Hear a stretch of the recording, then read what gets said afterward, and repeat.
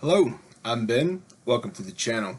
So today we're going to talk a little bit about leadership, especially with new leaders. And in my business of consulting, I actually do a lot of consulting with people who are first-time leaders, first-time business owners, a lot of entrepreneurial type folks that now find themselves in a leadership role or a boss type role.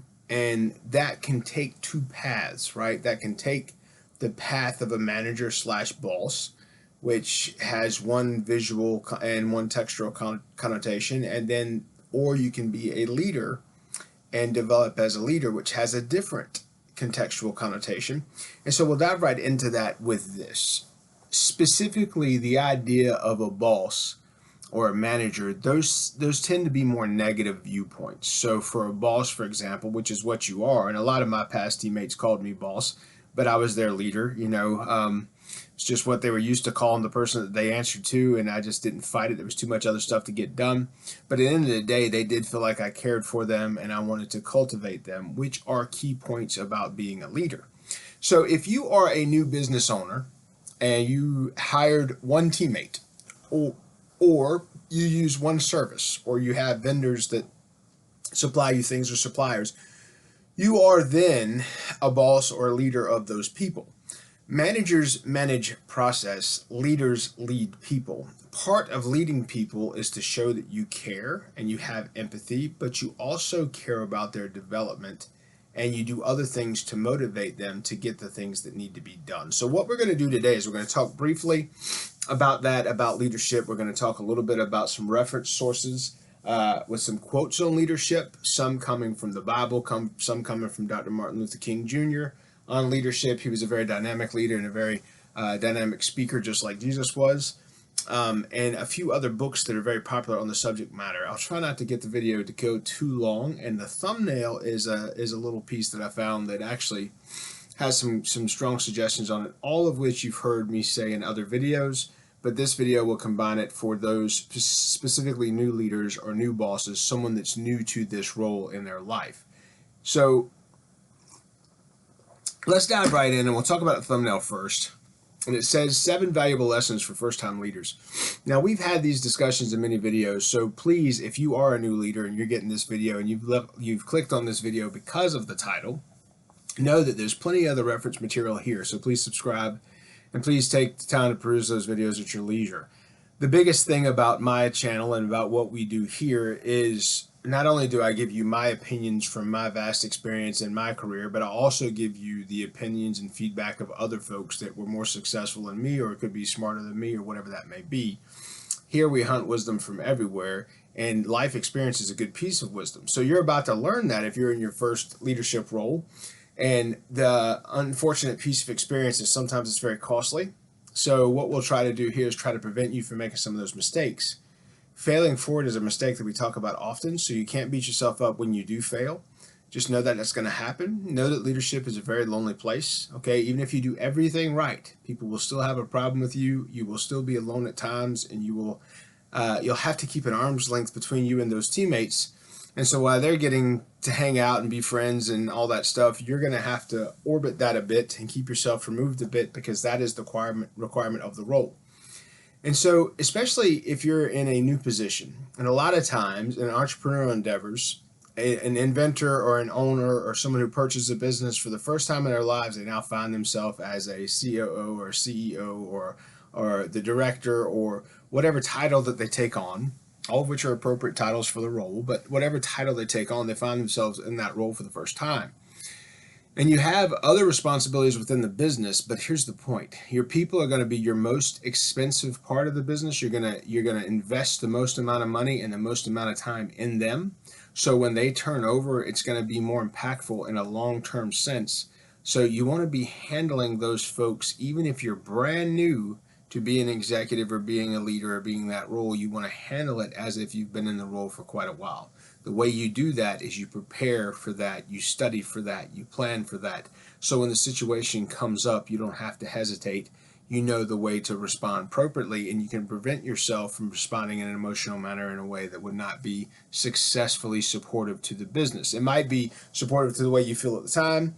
It might be supportive to your emotions or those type things, but it won't be supportive to the business. So let's go through the seven suggestions it has here, and then we'll jump into some of our source materials. But here it says delegate, don't micromanage. You hear often people that micromanage don't know how to lead. That is a fact. I've dealt with micromanagers in the past. It is literally the worst work conditions I've ever been in.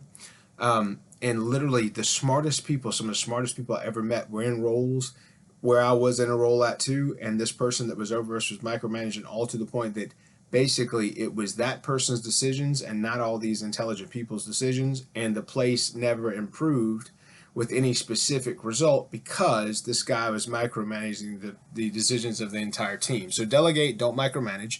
You want people to manage things. You want to hire the people to end the position. So work where you're strong, hire people to cover where you're weak, and then delegate, don't micromanage, and trust them to get the results that their professional background suggests they should be able to get. So that's number one, delegate, don't micromanage. Number two is have conversations early. I would add to that, have conversations early and often. You want regular one-on-ones with all your direct reports, and you want to require that your direct reports have regular one-on-ones with all their people. If you do that, you can make sure that the message from the top is getting all the way to the front line. You can make sure that all the feedback from the front line is getting all the way back from the top. There's no disregarded communication. It's all captured and shared. When you do that, you can then start to focus on best practices, and then you can start to copy and paste back best practices across the entire organization, no matter how big it is, and that can save tens of millions of dollars depending on how big the organization is. Also, the concerns that teammates have in one place will be the same concerns that teammates have in another place. So as you're resolving those situations, coming up with solutions, other people at other locations may have a better solution for one thing than you do, so you can copy their best practice and put it in place there. And then you also may have found some better solutions to other things than they have, so then you can reverse that as well. So you have that opportunity as also. So have conversations early and often. It should be part of your daily business expectation. It should be part of your weekly schedule too. It should be scheduled. It shouldn't be anything outside of it. Here's the point. If you're communicating often, then you don't have to worry about bad communications or positive communications because you're giving the person regular feedback. And as you're giving people regular feedback, they feel more valued anyway. So the bad conversations don't have to be stressful for you, and it doesn't have to be uncomfortable for your teammate either, because they will now know that they expect to communicate early and often. And here's the thing. In places where I've gone and done consulting jobs, I've said from day one, have one-on-ones with your direct teammates. Sometimes people just think they're too busy to do that. Okay, sometimes people just think they're just too big, too haughty-taughty. I'm not going to talk to the people that work in the plant. Well, then you're not going to keep them. That's how it works. If you're too good to talk to the people that do the work that pays your paycheck, then you're too good to keep the people. They can go somewhere where they're better fit and people appreciate them more greatly. So understand, you do paint a picture clearly with what you do. Your actions do speak, and your team will feel it either way, whatever you do.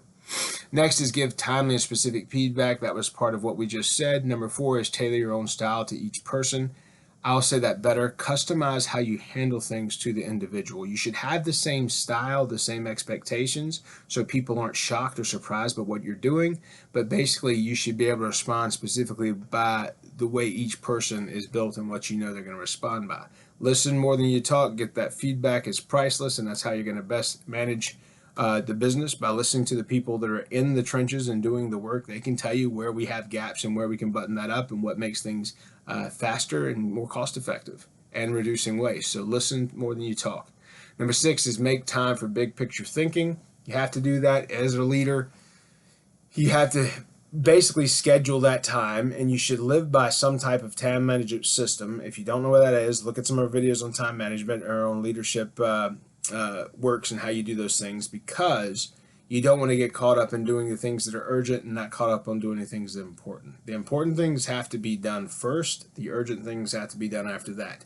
If you don't do it that way, then ultimately everything becomes urgent. We've talked about that before, but I think that's a point worth mentioning here. So make time for the big picture thinking. And remember, you're human too. At the end of the day, you should expect that you're going to make errors, and you should expect that your team's going to make errors. And in doing that, you fail forward, and so you should allow them to do that as well. You do not want to hold a grudge against your team.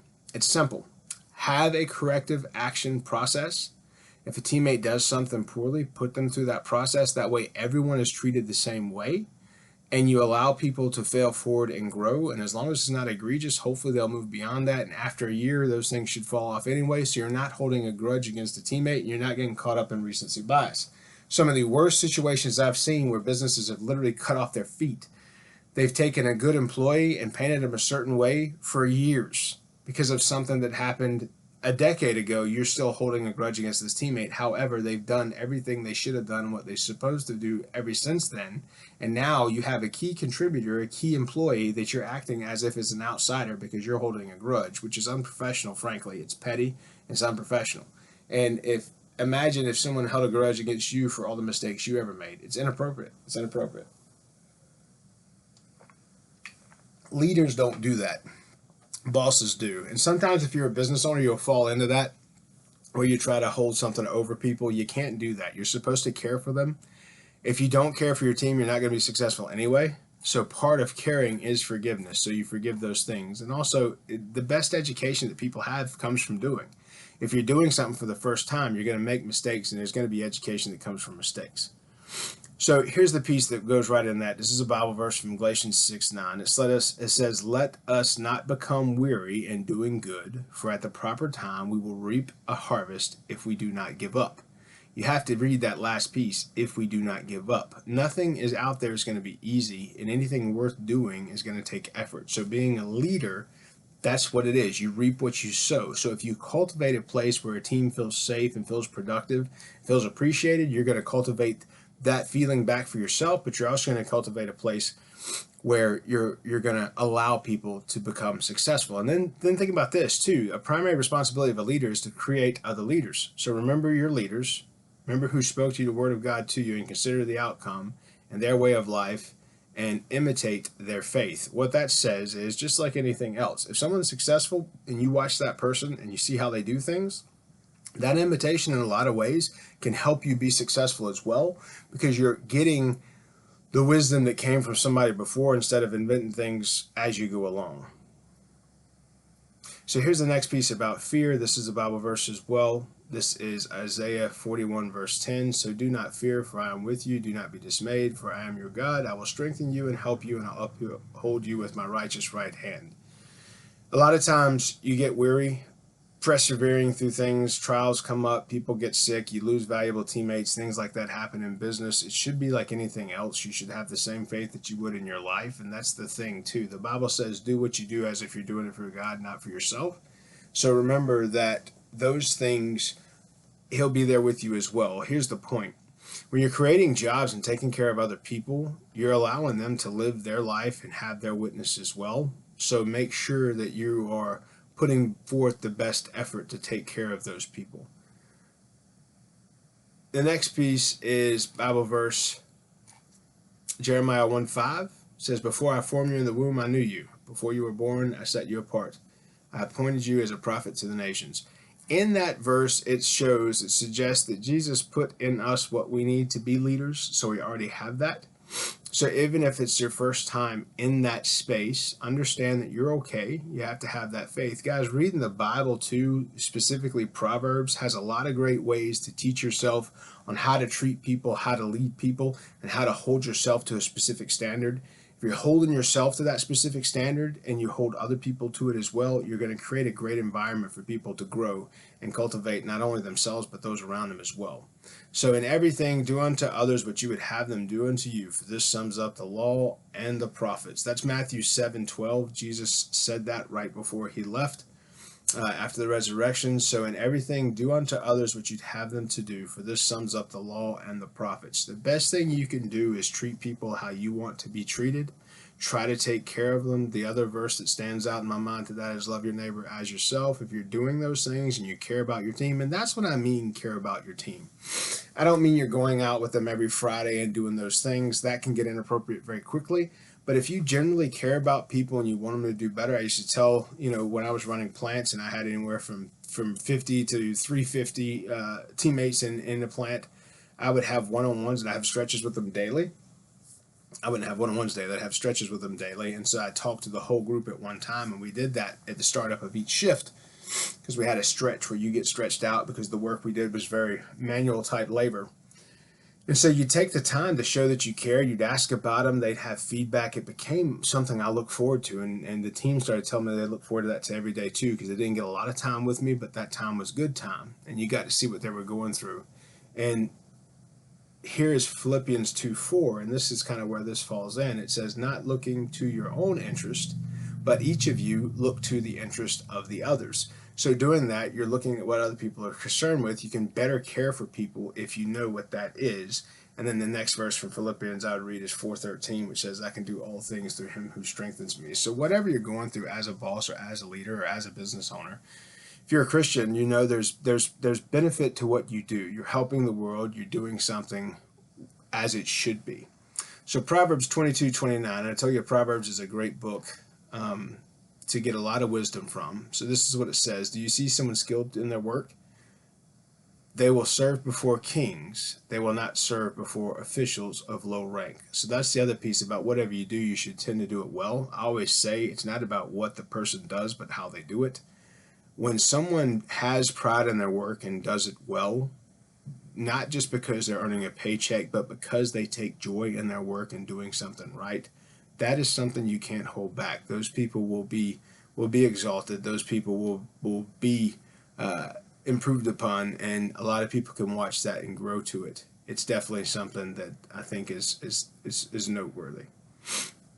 And then Romans 8:28 says, and we know in all things God works for the good of those who love them, who have been called according to his purpose. Understand that the purpose you pick may have been selected based on your skills. And remember also, God gave all of us skills.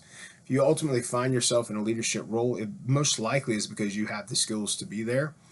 And it's just like anything else, anything you practice. Look behind me. These are all books on leadership and different subjects such as that. And this is my study. My library has over 3,000 titles. And I do that because I'm a wise person. And in that, I know that I know nothing. Okay? Every time I read something new, I learn something new. Every person you meet can teach you something. So immerse yourself in wisdom. And in the day of YouTube, which we're now in, obviously, videos such as these, study the videos on this channel, but also look at other channels, people that have experience, not professional YouTubers, but people that have experience, that have lived life, that have done things, that have had to have stories and have the scars to prove it. And their wisdom, what they've taken away from that, you can learn that. And I always say this, and I say this to my own family members, I say, if you can read and listen to other people's stories, and you can pick up where they left off. You don't have to learn the mistakes that they went through and learned, so you get a fast forward. Let's say somebody's 55 years old and they tell you all these stories about how they did things.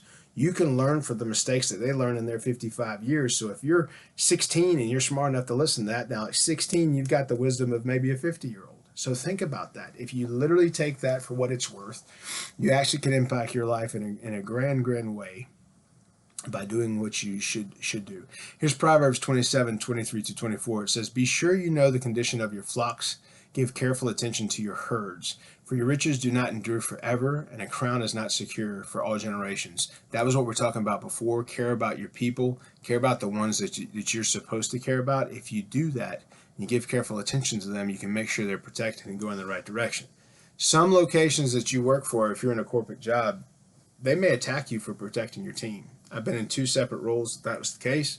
Ultimately, the person who was like that went away and was fired, but it was difficult for a while. For a while, that was hard to deal with because it was an issue. And now here's Mark 10:42-45, and we'll say that this is Jesus called them together and said, you know that those that are regarded as rulers of the Gentiles lord it over them, and their high officials exercise authority over them. Not so with you. Instead, whoever wants to become great among you must be a servant, and whoever wants to be first must be a slave of all. For even the Son of Man did not come to be served, but to serve, and to give his life as a ransom for many. So this is Jesus talking to the disciples the week before he was crucified, and when he was talking to them about this, he was saying that leadership is a space of servant. It's a service-based thing. There's a book called Servant Leadership that I'm reading right now, and it's got some gaps, but it's a decent read. But it basically talks about servant leadership modeled after Jesus Christ and how he led. And basically, he said, you call me teacher and Lord, and rightly so, for that is what I am. But now that I'm your Lord and teacher, have washed your feet, you also should wash one another's feet. This is when Jesus humbles himself, and he's this servant leader. I have set you an example that you should do as I have done for you. Verily, truly, I tell you. And when he says verily, truly, this means this is the truth. Listen to this. It's a highlight. I tell you, no servant is greater than his master, nor is his messenger greater than the one who sent him. Now know you these things, you will be blessed if you do them. So that's Jesus again giving them the directive to be servant leaders and how it's supposed to work. And throughout the Bible, there's tons of different messages on leadership and verses on leadership. If you have a Strong's Concordance, you can look up leadership specifically, or you can go online and you can look up leadership Bible verses. If you think about some of the greatest leaders, and I always talk about Nelson Mandela, Dr. Martin Luther King, Mahatma Gandhi, all of those people tried to emulate Jesus. And, Martin Luther King Jr. was a big fan of Gandhi's because he thought outside of Jesus, Gandhi was a very dedicated servant leader. And so I have a few books here around leadership. And the first one I'm going to read is Martin Luther King Jr. on Leadership. This is a book by Donald Phillips. And in here there was some stuff that stood out greatly. And here's a Dr. Martin Luther King Jr. quote. Help us to see the enemy's point of view, to hear his questions, to know his assessment of ourselves. From his view, we may indeed see some basic weaknesses in our own condition. So basically he's saying the guy that's screaming against you may actually have some valid points. And if we are mature, which means you keep conscious knowledge of how you're thinking and of your emotional response, if we are mature, we may learn and grow and profit from the wisdom of the brothers who are called our opposition. Meaning, when you have an enemy or someone flailing on you about this, and this is part of leadership because it shows you that leadership response. If you can be mature, your customer, your enemy, your competition will tell you how to beat them if you're just willing to listen.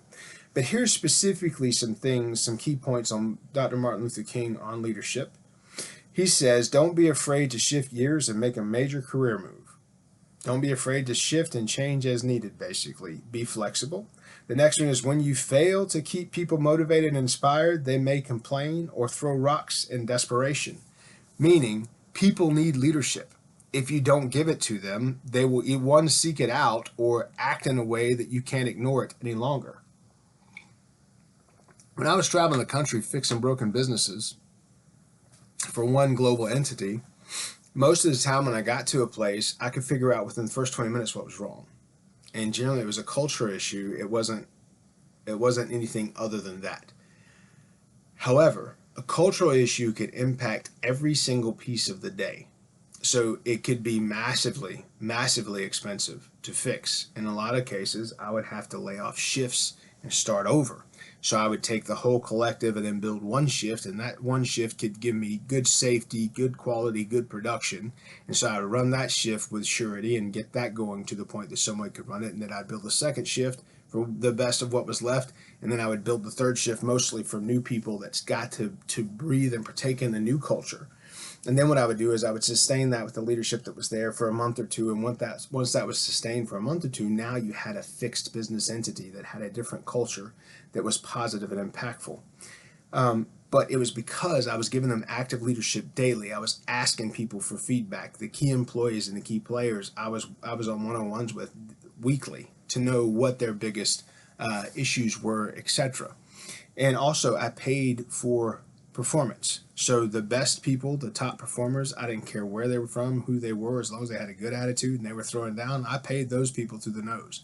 Because if you pay your top performers, that motivates everyone else to want to be a top performer. And so then you put up a production board, and this is production facilities specifically.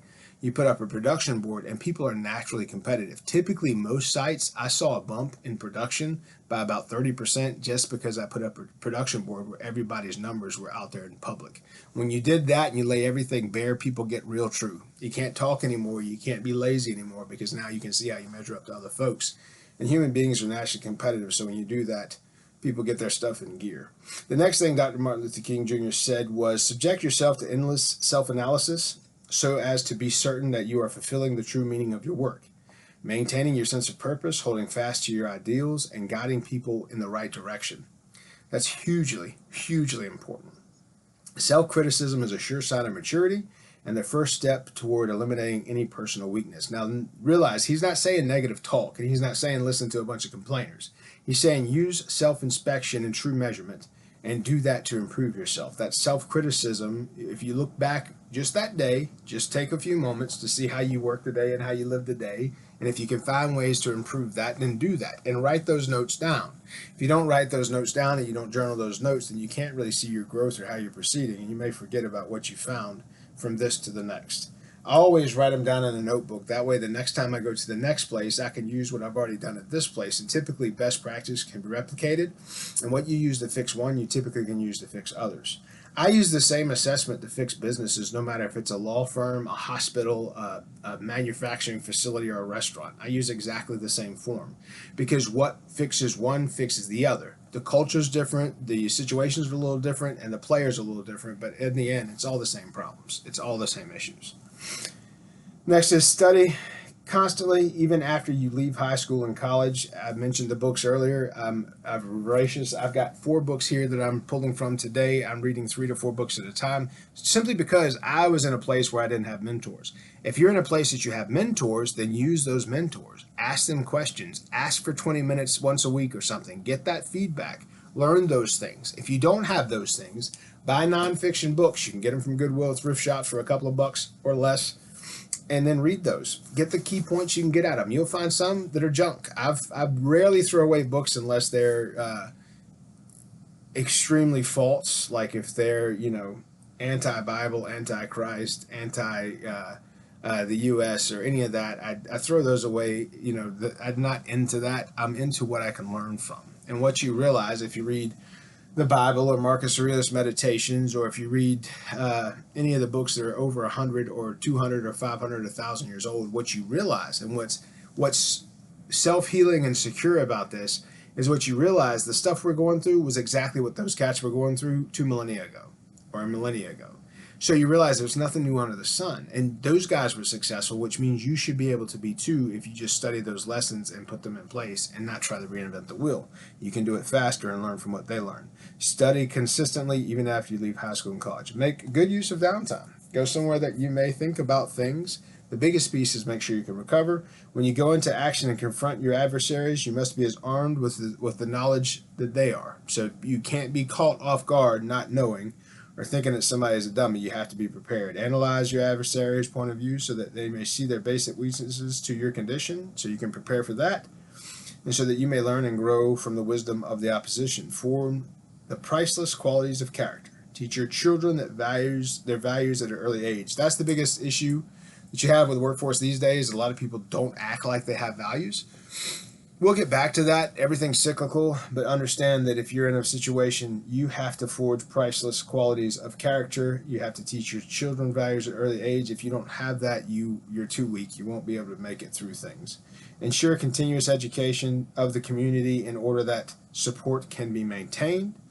Conduct a post-mortem analysis of every major endeavor. Share it with the members of your organization.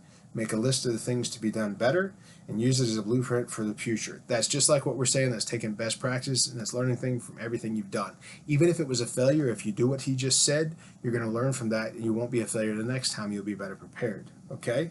You must make mistakes and learn from them, and make more mistakes and learn anew. You must taste defeat as well as success. Goes right into what I just said about failing forward.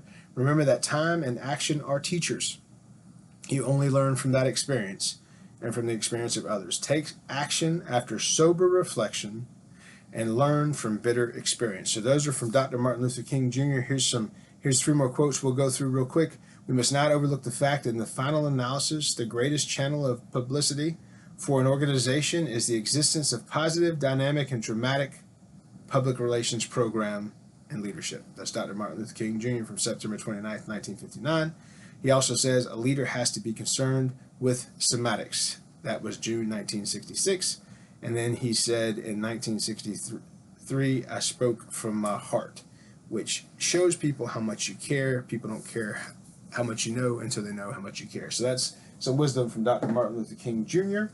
The next is The Extraordinary Leader from John Zinniger and Joseph Folkman. That's this book.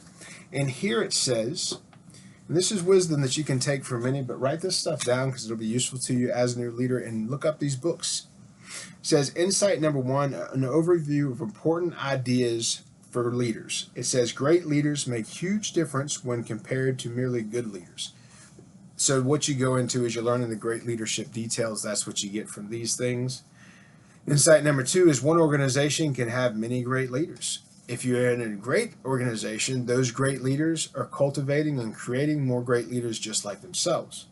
Insight number three is we've been aiming too low in our leadership development activities. I will tell you, every company across the country, when things go bad, the first thing that gets cut is their training programs.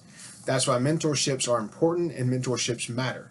If training programs are going to fall short, if those budgets are going to be cut, then you have to have mentorships that follow up to make sure people are being cultivated and they're growing. If not, if you're not growing this person into what you need to fight future battles, then what's going to happen when you get there, right? You have to make sure that growth is happening. Insight number four is the relationship between improved leadership and increased performance outcomes is neither precisely incremental or nor is it linear. The relationship between improved leadership and increased performance outcomes, it says, is neither precisely incremental nor is it linear. I will say this, the better the leaders, the better performance. The better the leaders, the more comfortable the team feels, the more supported the team feels, right? You don't have a separation between the C-suite and the trenches. They're all in the same fight together. That's a truly powerful organization. Insight number five is great leadership consists of possessing several building blocks of capabilities, each complementing the others. The building blocks they're talking about are character, personal capabilities, focus on results, interpersonal skills, and leading organizational change. As a leader, you should know what all those are. You should have a plan for each, and you should have a plan to improve yourself and understanding of each. So those are character, personal capabilities, focus on results, interpersonal skills, and leading organizational change. Insight number six is leadership culminates in championing change, because change is consistent. If the more effective you are at leading your teams through tumultuous times and assessing and benefiting from change, the better leader you're going to be and the better your teams are going to be for having you. Insight number seven is all competencies are not equal. Some differentiate good from great, whereas others do not. Insight number eight is leadership competencies are linked closely together. Insight number nine is effective leaders have a widely different personal styles. There is no right one way to lead. That's the reason I'm reading these. You have to be real in what you're doing. If you are false, people will not follow you. So there's no one right way to lead. So what you do is you take those best practices and you make it where it's customized to yourself, what feels natural, what feels true, because that's how people are going to respond. The truer you are to how you do things, the better response you're going to have from your teams. Effective leadership practices are specific to an organization. They are. But what I've said and what I've learned through my career is what translates well at one translates well at another. I've tried the same things in multiple different industries, and they've worked across all different teams. In one industry that was 98% male, and another one that was 98% female, the same type supports that I put in place had the same exact response, even though they were dynamically different workspaces. The key to developing great leadership is to build strengths. We've talked about that before. Powerful contributions, or powerful combinations produce nearly exponential results. That's why you want to cultivate leadership, because in the end, it's the fastest way to get the biggest results, and also your teams are happy and feel better supported. Greatness is not caused by the absence of weakness. Greatness is caused by knowing where your strengths are and working in those and hiring people to handle your weaknesses. So you hire people that are strong in those areas where you are weak. And that way you're empowering the entire team. Great leaders are not perceived as having major weaknesses. That means you did what I just did, so there's no weaknesses on your lapel. You've got it covered. Insight, fatal flaws must be fixed. They cannot be ignored. If something is broken, you must fix it. I always say what you don't address, you just accept. So don't accept it. Make sure you get after it. Insight 16 is leadership attributes are often developed in non-obvious ways. Through training and those continuous improvements where you're reading and doing those things at home, that matters. Your leadership team should do those things too. They should be motivated to do it. The book says leaders are made, not born. I agree with that. I do think people start with leadership skills and then compound and improve upon those skills. 18 is leaders can improve their leadership effectiveness through self-development. We've already talked about that. I agree with that completely. And the organization with a person's immediate boss provides significant assistance in developing leadership. It should, and if it's not, then you need to do that like I did. Find an investment of training elsewhere, and that's through mentors or reading books, etc. And then insight 20 is the quality of leadership in an organization seldom exceeds that of the person at the top. That's a very strong point. Sometimes organizations are extremely limited with who the bosses are.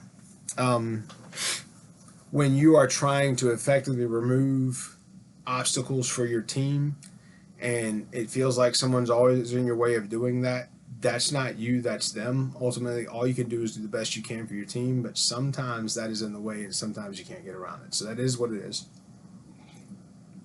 If you are a business owner and you're a first-time leader because you're an entrepreneur, do not be the one that gets in the way of your teams. Help your teams remove obstacles. Measure yourself by your success on removing obstacles for your team. So the next book we're looking at is the 21 Indispensable Qualities of a Leader. Buy this book. This is by John C. Maxwell. If you're new in leadership, if you're new in business ownership, buy this book. Read it 3 times. Take notes each time. See what steps out to you each different time, because it will be what it is. But there's a lot of great information in John C. Maxwell's books, and this is a very good one. Another one I suggest is his book called Leadership Gold. That is fantastic as well. So as a new leader, you should buy both of those books. Get them on eBay. You can get them for less than $5 a piece, probably. So here is this one. It says, what qualities do leaders possess that enable them to make things happen? They know what they want. Write your goals down, know what they are, and break steps out that show you how to get there. They push themselves to act. You don't sit and wait. You create those goals, you create an action plan, and you take the steps. It's just a small step. If you take a small step a day, you'll be a long way off in a year's time. They take more risks. So basically, you make an educated guess of the risk that it takes, and you get after it. They have a quote here from President John F. Kennedy. There are risks and costs to a program of action, but they are far less than the long-range risks and costs of comfortable action. It's a good quote. Number 4, they make more mistakes. By making mistakes, you learn, and that sometimes will show you the way. And then it talks about improving initiative. That's a great little book. Guys, they're a quick read. Get this book. It's got good stuff in it. And then the last reference that I'm going to use in this video is called Why Worry? And this is by Dr. Walton. This book was printed back in 1907. And in that time, people think that we're under different challenges now than we've ever been. Listen to this. What need is there of suspicious fear, since it is in our power to inquire what ought to be done? And if thou seest a clear, go by this way, content, without turning back. But if you do not see clear, stop and take on the best advisors. It's great advice. If you see the way, get after it, take a step at a time. If not, seek the best advisors. But if any other things oppose thee, go on according to thy powers with due consideration, keeping to that which appears to be just. For it's best to reach this object, and if thou dost fail, thy failure in attempting be this: he who follows reason in all things, both tranquil and active at the same time, should do so cheerful and collected. Basically, it's saying if you do what makes sense and is just, and you fail, you're much closer to your goal anyway, and whatever you got from it, you've learned. And here's the next piece that I wanted to read. This is about mental health, because in 2020 and 2024, and these years surrounding the last decade, we think mental health is in a crisis. It's always been in a crisis, and here's his notes. And once again, I said this book was from 1907, so it's 100 years old and then some. It says it is important that overwrought business or professional man realize the importance of undertaking no more than he can accomplish without fret or worry. The importance of taking proper vacations before he is tired out. The importance of learning to divert his mind while he can still do so, and to channels other than those connected with his business. Above all, the importance of cultivating the faculty of relaxing and dismissing doubts, indecisions, and fears. So what he's saying is handle all you can, then have at the end of the day, and then recover. The biggest piece about leadership and owning a business is giving yourself the opportunity to recover. It's so you rest and don't quit. Okay? Your teams need you, your business needs you. You need to learn how to rest and not quit. And he says the art of living with yourself as you are is important. Know that you have limitations and given your chance to have those. And then it says here, for the most effective work as well as for peace of mind, it is essential that every thought of one's office be shut out by other interests when there is no actual business requiring attention. So that means take your time off, be active in taking that time off, and do that correctly. This book is called Why Worry? That's by George Walton, MD, and that's from 1907. I read that to prove that these other books, just like what they say, nothing is new, right? So the challenges you have will be the same challenges people have had for thousands of years with dealing with business. There's a bunch of books that you can read around leadership and around business in general, but here's the thought. Take care of people, treat others how you want to be treated. Remember those Bible verses that we read. You need to put, if you're a Christian, you need to put God first in your business. If you're not, you need to put ethics and understanding first. You need to care for your people, and if you do, they'll care for you. The better people feel taken care of, the better they will take care of the ones around them. Here's the thing. If you've got somebody that's got a bad attitude, that's poisoned, that talks down, that's gossipy, and does all those things, you need to remove that person, okay? If that person is you, you need to take that reflection, you need to shut that down. You need to be a person that's professionally approachable, that's emotionally sound, and that's psychologically secure for the teams that you employ, so you can employ them for a long time. If you fire a person that's very good at what they do because they made you feel a certain way, the opportunity cost of hiring the proper replacement may be more than your business can afford. It may be enough to close you down. So being appropriate and being professional matters. Good luck in your leadership endeavors. Please watch the videos on these channels to learn what you can. I hope it goes great for you. We'll be putting out more content on subjects such as these, so check in from time to time. Like this video and subscribe and share it. If you want to share this on Facebook with people that are going through the same thing as you, or share it on your LinkedIn, please do. And follow up on the channel to see what we have coming up next. I'm Ben. Be good.